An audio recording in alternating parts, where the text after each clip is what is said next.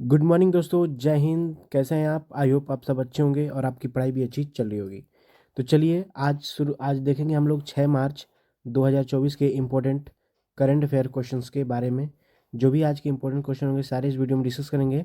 और वीडियो के अंत में आपसे एक क्वेश्चन पूछा जाएगा जिसका आपको राइट आंसर कमेंट बॉक्स में कमेंट करके बताना है। दोस्तों वीडियो अच्छा लगेगा तो अपने दोस्तों के साथ इसे शेयर कीजिएगा और ज़्यादा से ज़्यादा लाइक कीजिएगा और चैनल पर नए हैं तो चैनल को सब्सक्राइब जरूर कीजिएगा। तो चलिए देखते हैं आज के करंट अफेयर का सबसे पहला क्वेश्चन। ठीक है, तो 6 मार्च 2024 के करंट अफेयर क्वेश्चन को आज डिस्कस करेंगे। फर्स्ट क्वेश्चन है, सबसे पहला क्वेश्चन आज का रहेगा, अंतर्राष्ट्रीय गीता महोत्सव जो काफ़ी अभी न्यूज़ में था, तो अंतर्राष्ट्रीय गीता महोत्सव जो हुआ 2024 का, यह कहाँ पे आयोजित किया गया था? तो ये कहाँ पे अभी हाल ही में आयोजित किया गया? तो इसका जो फ्रेंड्स राइट आंसर हो जाएगा वो हो जाएगा ऑप्शन नंबर सी, श्रीलंका में। ठीक है, ऑप्शन नंबर सी इस क्वेश्चन का राइट आंसर होगा। तो जो 2024 का गीता महोत्सव हुआ, ठीक है, इंटरनेशनल गीता महोत्सव, यह श्रीलंका में किया गया। ठीक है, कुछ फैक्ट जान लेते हैं। अंतर्राष्ट्रीय गीता महोत्सव श्रीलंका के कोलंबो में आयोजित किया गया था।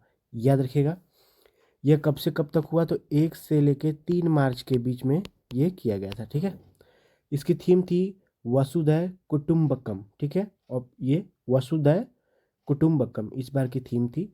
और अंतर्राष्ट्रीय गीता महोत्सव 2023 का आयोजन कुरुक्षेत्र हरियाणा में किया गया था। ठीक है, 2024 का कहाँ पे किया गया? श्रीलंका के कोलंबो में। और जो 2024 का श्रीलंका के कोलंबो में, और जो 2023 का हुआ था दोस्तों, वो हुआ था कहाँ पे? कुरुक्षेत्र यानी हरियाणा में किया गया था। अंतर्राष्ट्रीय गीता महोत्सव का जो इतिहास है, इसकी शुरुआत हुई थी साल 1989 में, इसे शुरू किया गया था। ठीक है, और इसको राष्ट्रीय पर्व घोषित किया गया था कब? 2002 में। तो ये भी आपको इम्पोर्टेंट रहेगा, याद रखने हैं। और कुछ फैक्ट की बात करें तो अंतर्राष्ट्रीय स्तर पर जो गीता महोत्सव का आयोजन किया जाता है इसका, ठीक है, इंटरनेशनल लेवल पे किया जाता है। साल 2019 में यह त्यौहार पहली बार देश से बाहर मॉरिशस और लंदन में मनाया गया था। हमेशा देश के अंदर ही था, लेकिन 2019 में यह देश के बाहर मॉरिशस पहली बार और लंदन में मनाया गया था। इसका आयोजन 2022 में कनाडा में भी किया गया था। 2022 में कनाडा में, 2023 में हरियाणा के कुरुक्षेत्र में हुआ था, और 2024 के श्रीलंका के कोलंबो में किया गया है। अंतर्राष्ट्रीय गीता महोत्सव का आयोजन अप्रैल 2023 में ऑस्ट्रेलिया में किया गया। प्रथम अंतर्राष्ट्रीय गीता पार्क की स्थापना कहाँ पे की गई थी? तो ब्रैम्पटन कनाडा में। ठीक है, ये भी याद रखिएगा। अब बात हुई है कि श्रीलंका की, तो राजधानी जो है इसकी वो कोलंबो है। ठीक है, और एक राजधानी है इसकी श्री जयवर्धनेपुरा कोट्टे है। ठीक है, ऑफिशियल राजधानी। मुद्रा की बात करें तो श्रीलंकाई रुपया यहाँ की करेंसी है। राष्ट्रपति अभी कौन है? तो रनिल विक्रमसिंघे हैं। और यहाँ के जो प्रधानमंत्री हैं अभी, वो दिनेश गुणवर्धने हैं। ठीक है, तो ये सारे फैक्ट आपको इस क्वेश्चन से रिलेटेड याद रखने हैं। अगला क्वेश्चन है, 5 करोड़ आयुष्मान कार्ड जारी करने वाला देश का पहला राज्य कौन बना है? तो आपको हमारे देश का उस राज्य का नाम बताना है जिसने 5 करोड़ आयुष्मान कार्ड जारी कर चुका है। ठीक है, तो इस क्वेश्चन का जो राइट आंसर होगा फ्रेंड्स, वो हो जाएगा option number D, Uttar Pradesh. जी हाँ, उत्तर प्रदेश। तो उत्तर प्रदेश एकमात्र ऐसा राज्य है अपने देश का जिन्होंने 5 करोड़ से अधिक आयुष्मान कार्ड जारी करने वाला ये पहला राज्य बना है अपने देश का। ठीक है, आइए जानते हैं कुछ फैक्ट्स। तो उत्तर प्रदेश 5 करोड़ आयुष्मान कार्ड जारी करने वाला पहला राज्य बना है। ठीक है, और उत्तर प्रदेश आयुष्मान भारत प्रधानमंत्री जन आरोग्य योजना के तहत 5 करोड़ से अधिक इसने कार्ड को जारी करने वाला यह राज्य बना है। और आयुष्मान भारत एक सरकार के द्वारा चलाई जाने वाली एक स्वास्थ्य योजना है। ठीक है, इसमें क्या होता है, जो राष्ट्रीय स्वास्थ्य नीति 2017 की सिफारिशों के आधार पर इसे बनाया गया था, इसे लाया गया था, और सितंबर 2018 से इसकी शुरुआत की गई थी। ठीक है, तो ये भी आपको याद रखने हैं। बात करते हैं इसके फैक्ट की। ठीक है, बात हुई है उत्तर प्रदेश की, तो सबसे पहले उत्तर प्रदेश की राजधानी क्या है दोस्तों? वो लखनऊ है। ठीक है, मुख्यमंत्री यहाँ के योगी आदित्यनाथ हैं, और यहाँ की राज्यपाल हैं आनंदीबेन पटेल हैं। और यहाँ के लोकसभा में 80 सीटें हैं और राज्यसभा की 31 सीटें हैं। ठीक है, तो ये भी साथ साथ आपको याद रखने चाहिए, ये इंपॉर्टेंट बनते हैं किसी न किसी क्वेश्चन में, किसी किसी एग्जाम में 1 नंबर के क्वेश्चन इससे डायरेक्ट पूछ लिया जाता है। ठीक है, ये इंपॉर्टेंट रहेगा। यहाँ के नेशनल पार्क की बात करें तो दुधवा नेशनल पार्क है, पीलीभीत नेशनल पार्क है, अमनगढ़ नेशनल पार्क है, रानीपुर वाइल्ड लाइफ सेंचुरी, ये सारे इंपॉर्टेंट हैं। ठीक है, इसको आप मार्क करिएगा, ये सारे इंपॉर्टेंट इससे क्वेश्चन बनते हैं। करंट अफेयर बात करें उत्तर प्रदेश के, अभी हाल ही में क्या क्या हुआ, तो देश का पहला AICT कहाँ पे खोला गया, लखनऊ में। दुनिया का सबसे बड़ा मेडिटेशन सेंटर कहाँ पे खोला गया, वाराणसी में। अयोध्या राम मंदिर का अभी हाल ही में निर्माण किया गया, उसका अनावरण किया गया, कहाँ कब किया गया, 22 जनवरी को, वो भी उत्तर प्रदेश के अयोध्या में किया गया। प्रधानमंत्री नरेंद्र मोदी ने संभल जिले में श्री कालकी धाम मंदिर का शिलान्यास किया। यूपी सेमीकंडक्टर नीति को लागू करने वाला चौथा राज्य बना है। अडानी ग्रुप ने दक्षिण एशिया का सबसे बड़ा गोला बारूद और मिसाइल कॉम्प्लेक्स कहाँ पे इसको लॉन्च किया है, तो वो भी कानपुर में किया है। तो इतने सारे फैक्ट आपको यूपी से भी रिलेटेड याद रखने हैं। दोस्तों वीडियो अच्छा लग रहा है तो चैनल को सब्सक्राइब करके लाइक जरूर कीजिएगा। चलिए अगला सवाल देखते हैं। खेलो इंडिया यूनिवर्सिटी गेम्स के चौथे संस्करण में कौन टॉप पर रहा, ठीक है। Who top the 4th edition of Khelo India university game, तो कौन यूनिवर्सिटी टॉप पे रही, ठीक है, खेलो इंडिया यूनिवर्सिटी गेम में। तो इसका जो राइट आंसर होगा फ्रेंड्स वो हो जाएगा Chandigarh university. Option number A इस क्वेश्चन का राइट आंसर हो जाएगा। ठीक है, आइए कुछ फैक्ट देखते हैं। तो खेलो इंडिया यूनिवर्सिटी गेम में जिसने टॉप किया यूनिवर्सिटी ने, वो चंडीगढ़ यूनिवर्सिटी। ठीक है, तो चंडीगढ़ यूनिवर्सिटी ने टोटल 32 गोल्ड जीते, 18 सिल्वर और 21 ब्रॉन्ज के साथ जो खेलो इंडिया यूथ गेम था 2024 का, इसमें शीर्ष पर रही है, टॉप पे रही है। दूसरे स्थान भी याद रखिएगा, पूछ सकता है। लवली प्रोफेशनल यूनिवर्सिटी थी जिसने 20 गोल्ड 14 सिल्वर और 8 ब्रॉन्ज जीते। और तीसरे स्थान पर बात करें तो गुरु नानक देव यूनिवर्सिटी जिसने 12 गोल्ड 20 सिल्वर और 19 ब्रॉन्ज जीते हैं। तो ये तीनों का आपको याद रखना है कितने गोल्ड है, ठीक है, पूछ सकता है। और ये जो खेलो इंडिया यूथ गेम है, ठीक है, फॉर्मेट के अनुसार अधिक स्वर्ण पदक जीतने वाली टीम को यह खिताब दिया जाता है। ठीक है, और इसका आयोजन कहाँ पे किया गया था, पूछ सकता है। खेलो इंडिया यूनिवर्सिटी गेम का 2024 का आयोजन कहाँ पे किया गया था, तो ये असम के गुवाहाटी में किया गया था। शुभांकर क्या था, तो अष्टलक्ष्मी थी। ठीक है, तो ये भी सारे फैक्ट है, ये आपको याद रखने हैं।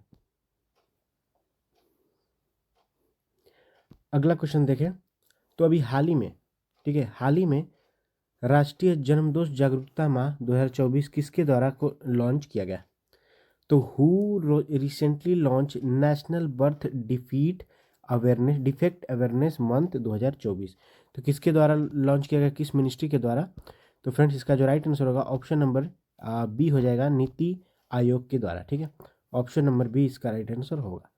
तो नीति आयोग के जो सदस्य हैं डॉक्टर VK पॉल ने नई दिल्ली में एक समारोह में राष्ट्रीय जन्मदोष जागरूकता माह 2024 का शुभारंभ किया। तो इनका नाम याद रखिएगा, डॉक्टर VK पॉल। राष्ट्रीय जन्मदोष जागरूकता माह 2024 का विषय है बाधाओं को तोड़ना, जन्म दोष वाले बच्चों के लिए समावेशी समर्थन करना। ठीक है, तो ये इस बार की थीम थी, तो इसको भी आपको एक बार पढ़ लेना है क्योंकि इससे क्वेश्चन बनते हैं।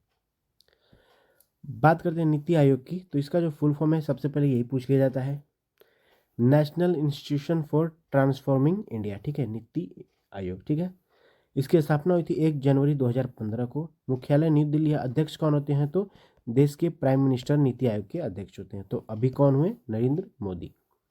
उपाध्यक्ष कौन है, सुमन बेरी। CEO कौन है, BVR सुब्रमण्यम।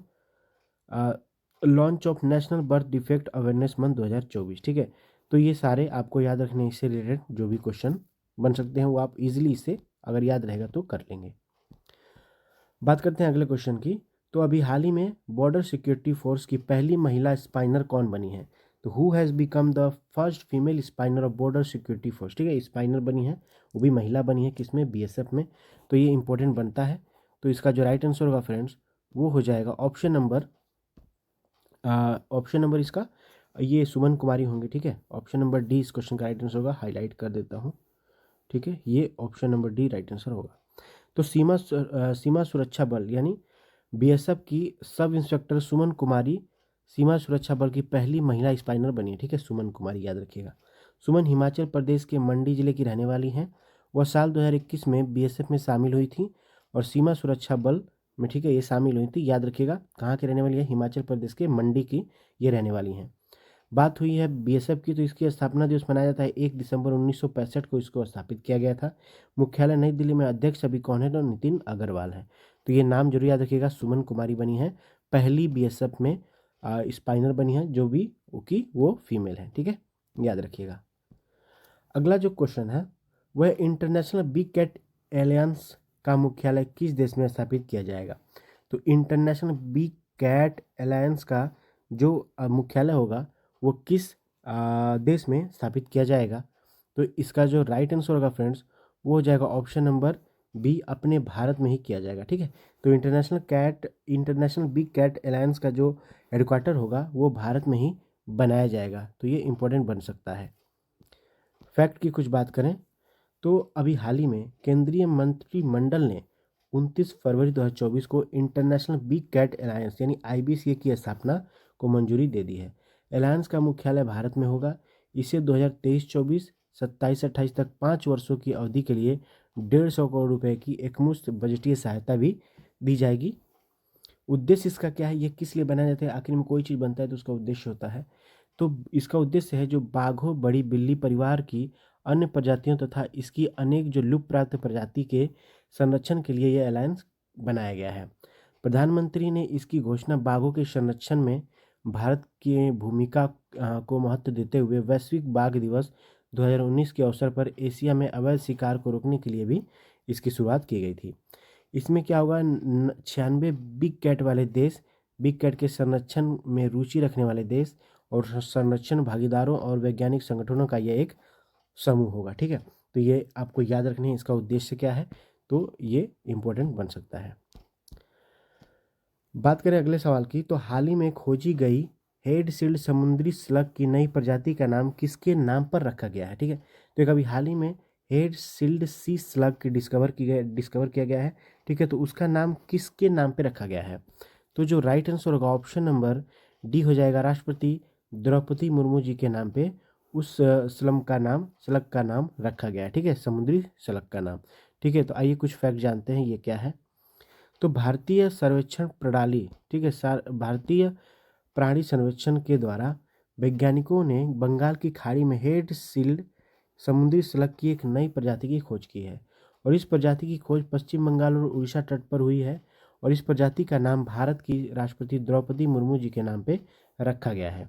क्या नाम रखा गया है, मेलानोक्लैमिस द्रौपदी, ठीक है, मेलानोक्लैमिस द्रौपदी इसका नाम रखा गया, इस स्लग का नाम रखा गया है। यह प्रजाति दुनिया में कहीं भी नहीं पाई जाती है। यह प्रजाति एक छोटी अकशेरुकी प्राणी है, ठीक है, जिसकी अधिकतम लंबाई 7 mm तक होती है। यह भूरे काले रंग का होता है जिसके पिछले सिर पर रूबी लाल धब्बा होता है, ठीक है। तो ये सारे फैक्ट हैं, आपको जरूर याद रखने। किनके नाम पे रखा गया, सिंपली ये भी याद रखिएगा, तो राष्ट्रपति द्रौपदी मुर्मू जी के नाम पे रखा गया है। अगला सवाल है, हाल ही में किसे महाराष्ट्र भूषण पुरस्कार 2024 से सम्मानित किया गया है। तो अभी हाल ही में जो महाराष्ट्र भूषण पुरस्कार 2024 दिया गया है यह किसको दिया गया है ये पूछ रहा है, ठीक है। तो जो राइट आंसर होगा friends option number A right answer हो जाएगा, डॉक्टर प्रदीप महाजन, ठीक है। तो डॉक्टर प्रदीप महाजन को महाराष्ट्र भूषण पुरस्कार 2024 से सम्मानित किया गया है। तो अभी डॉक्टर प्रदीप महाजन को प्रतिष्ठित महाराष्ट्र भूषण पुरस्कार 2024 से सम्मानित किया गया है।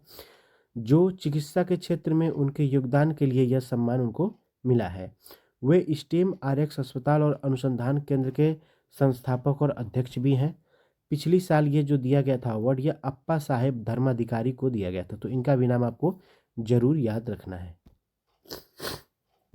अगला सवाल है, हाल ही में विश्व श्रवण दिवस कब मनाया गया है। तो वर्ल्ड हियरिंग डे अभी हाल ही में सेलिब्रेट किया गया है। तो कब किया जाता है वर्ल्ड हियरिंग डे, तो फ्रेंड्स ये किया जाता है 3 मार्च को, ठीक है, हर साल 3 मार्च को वर्ल्ड। तो इस क्वेश्चन का जो राइट आंसर होगा फ्रेंड्स वो हो जाएगा ऑप्शन नंबर सी।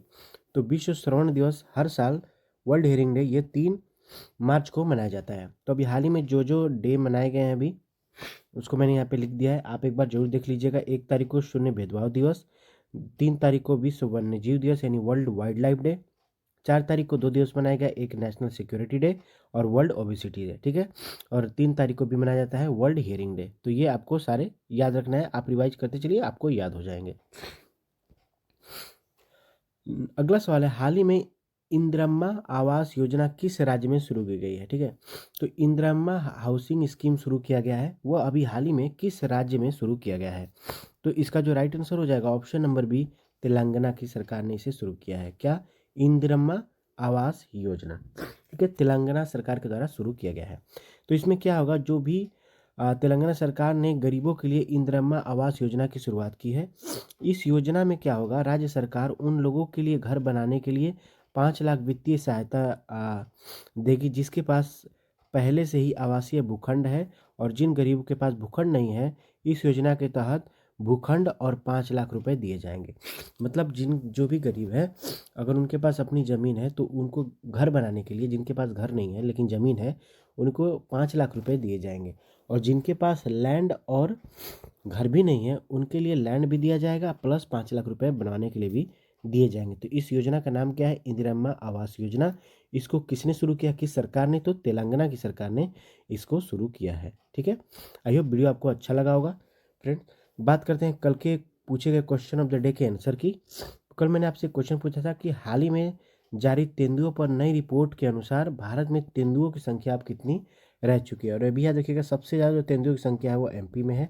ठीक है, तो टोटल अभी तेंदुओं की संख्या भारत में कितनी है? तो इस क्वेश्चन का जो राइट आंसर था वो 13,874 था। ठीक है, 13,874 लिपार्ड अब हमारे देश में बचे हैं, जिसमें से सबसे ज़्यादा जो है वह एमपी में है। ठीक है, ये भी आपको याद रखना है। अब बात करते हैं आज के करंट अफेयर के क्वेश्चन की। हाल ही में किसे global achievement best teacher award से सम्मानित किया गया है? ठीक है, 4 यहाँ पे ऑप्शन दिए गए हैं। जो भी इसका राइट आंसर होगा फ्रेंड्स, आपको कमेंट बॉक्स में टाइप करके कमेंट करके बताना है। ठीक है, अगर वीडियो अच्छा लगा होगा तो हमारे चैनल इलाइट करंट अफेयर को सब्सक्राइब करके बेल आइकन को जरूर प्रेस कर लीजिएगा, ताकि जो भी नोटिफिकेशन है हमारी वीडियो का वो आपको मिलता रहे। इस वीडियो का पीडीएफ फाइल आपको हमारे टेलीग्राम चैनल पे मिल जाएगा।